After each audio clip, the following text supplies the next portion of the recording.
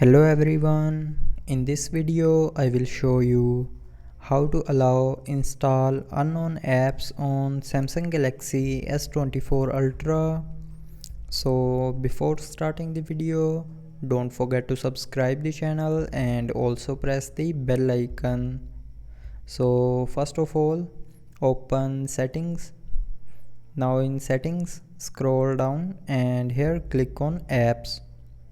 Now in apps, click on this three dot more icon and then click on special access.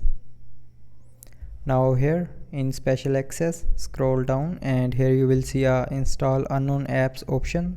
So tap on this option and here you will be able to see the list of apps that can install the unknown apps.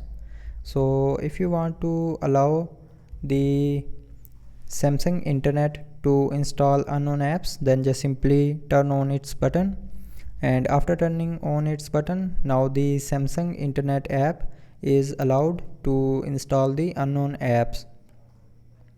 So that's how you can allow to install the unknown apps in Samsung Galaxy S24 Ultra. So I hope you liked the video. Thanks for watching.